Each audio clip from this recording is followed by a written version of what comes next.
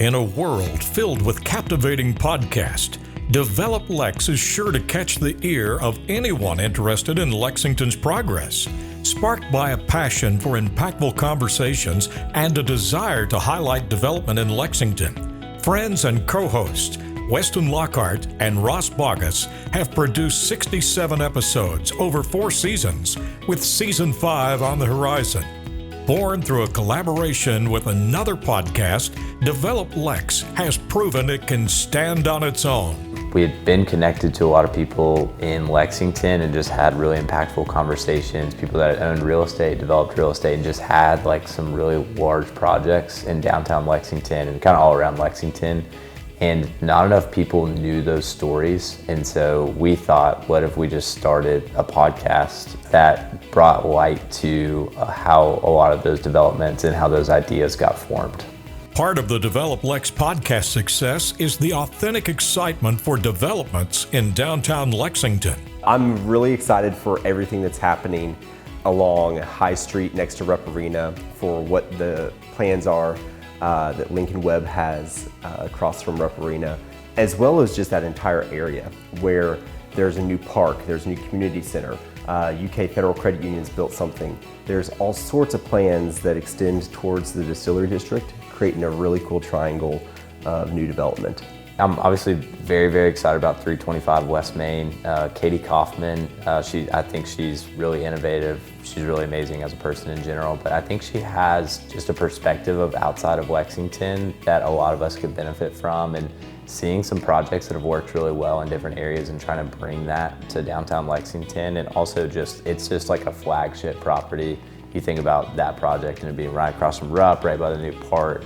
There's just a lot going for it. It's actually pretty amazing that it hasn't been redeveloped already, but I think she had a vision for it, and I'm really excited to see her vision come to life.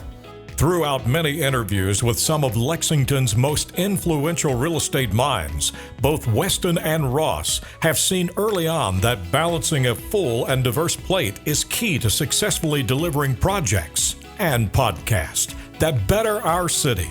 My day job is I'm a commercial real estate advisor at SVN Stone Commercial Real Estate.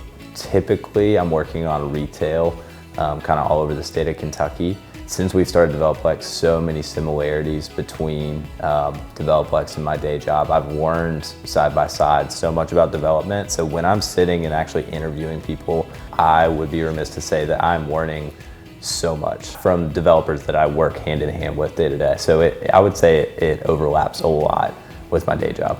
With a rock star lineup of more than 60 episodes, choosing a favorite is difficult, but not impossible. I really enjoyed Jeff Fugate's podcast, where we got so long into it, I think we had to cut it off because we were just riffing and we had so much fun talking about what Lexington and downtown Lexington in particular could be, and all the projects that he's done from Short Street through the old variations of what the Downtown Lexington Partnership was in past years, and it was great. My favorite guest would probably be Griff Van Meter. I'm addicted to like interesting brains, and if you have not had the opportunity to talk to Griff Van Meter, he is a very interesting brain. I think that he brings, again, probably a different perspective than just a cut and dry like developer or real estate person. I think he's always trying to think of best use for a neighborhood and for a property. He's been really focused on the parks of Lexington recently, and so I think that he's just somebody that when he gets interested in something, he's like goes all in. So yeah, Griff and me would probably be my favorite interview.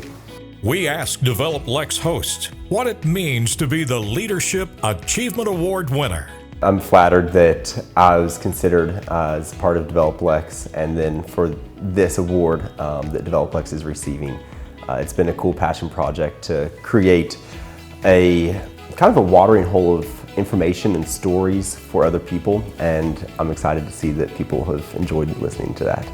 I can see the amount of people that like listen and come to live events and whatnot, but sometimes it's shocking to me that people care enough to like listen to us or listen to the guests that we have on. So I think it makes me realize that I'm making some sort of impact through the podcast. We had enough passion about trying to grow our city in a better way to do it. So I'm just glad that people recognize that Lexington's a great place to live.